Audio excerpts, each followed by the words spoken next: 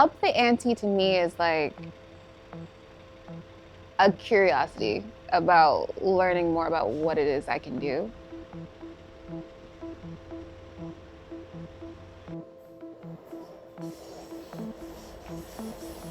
I don't know, I feel like anything's possible when you grind it out.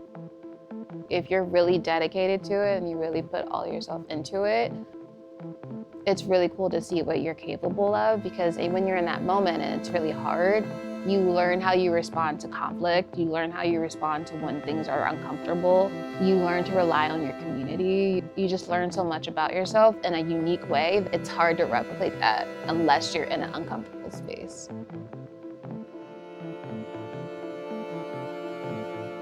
Hi, I'm Brittany Greene, founder of Chocolate City Relay.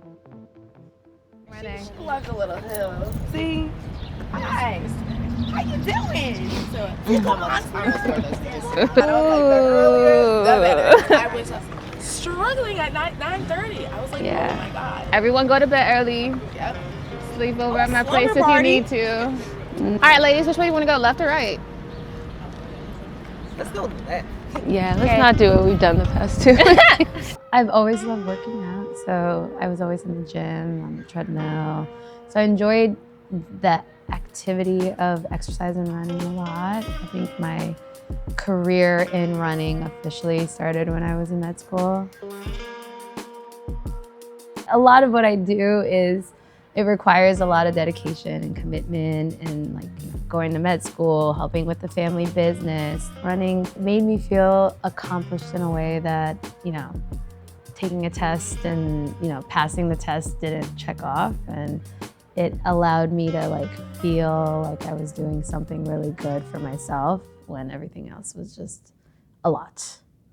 Running gives you back what you give it, and I give it a lot because it gives me a lot. I moved here with no friends, no family. The first thing I did was join a run club. It has shaped everything about what I'm doing today, what my days look like, what my weeks look like, where I'm traveling. It's so interesting to think about running having been something that felt so lonely, because it's nothing like that now. So I'm from Long Island. Cross country meet took place in Bethpage. There weren't many people that looked like me. I went to a really diverse high school, but our cross country team was really small. It was maybe 6 of us. And so we'd go out there and no one looked like me on the courses. Felt really lonely sometimes just because I didn't have many friends who did what I did. Especially all year round. And I think that kind of is why I love the running community now. It's so strong, and I can connect and relate to so many people. But at the time, doing cross country was kind of isolating.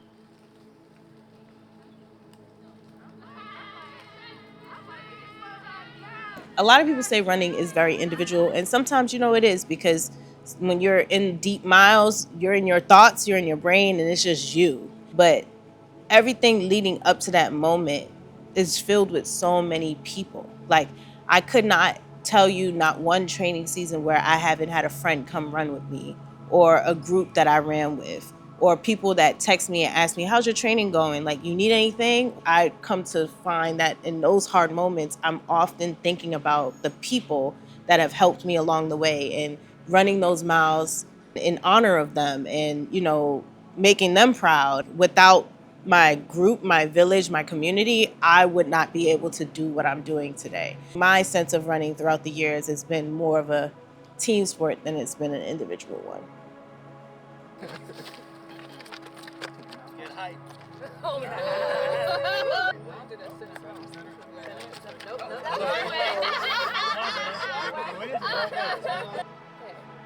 One, two, three. CCR!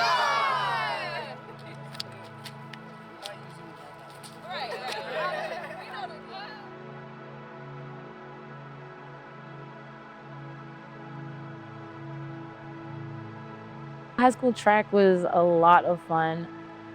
We won the state championship 3 times back to back. So I got a full ride to Indiana University, Bloomington, to run track and field there. When I first got injured, I was a sophomore in college, and I spent about a year and a half trying to get back healthy. And then I ended up just having to medically release from the team. I essentially tricked myself into running again by saying, oh, just go run 1 mile. And just 1 mile turned into 3 miles, or just 5 or 6 turned 14, I think I'm gonna go ahead and just run 31 miles. So I'm pretty excited about that.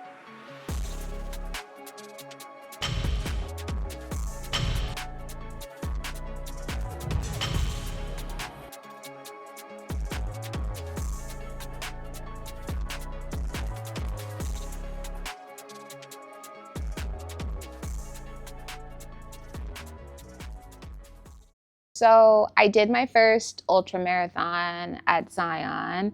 It was the Zion 100K. I remember at one point looking around and realizing you just glance around and you're like, wait, like I'm the only Black woman out here. A lot of the storytelling or stories that we heard about runners were a little bit monolith. They didn't always capture all the voices and people that I knew were out there doing amazing, incredible things. I know off the top of my mind, like 30 women that are marathoners, world majors, Boston qualified. I wanted to primarily amplify those voices and create a space that really celebrated their story. The way I started running, like long distance running, is because I saw people running in the community, in the city, running in the streets. And that inspired me to, go out and run. So now when I run in the city, I'm hoping that like maybe one day I'll inspire another like Black girl or another Black boy or someone that's looking to do more with their lives or do more with themselves to start running and see that it's possible and that you don't need access to a trail or a track. You don't need access to a treadmill. You can just run in your community. Running doesn't have to be isolated, doesn't have to be lonely. Like, there are women like you doing this and we can form a community together. But like, imagine someone, a young girl, a teenager who like sees this and decides like, I want to start ultra running too. I want to run long distances too. I think about that, and that's kind of why I'm like, yeah, this is a lot bigger than just like a race, any race. I think like it's a lot bigger than just us individually too.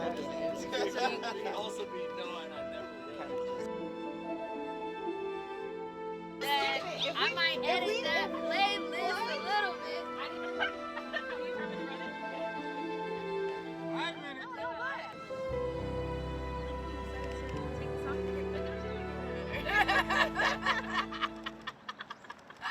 Alright, let's do it. Awesome, ladies. Are you ready? Yeah! All right. Get set.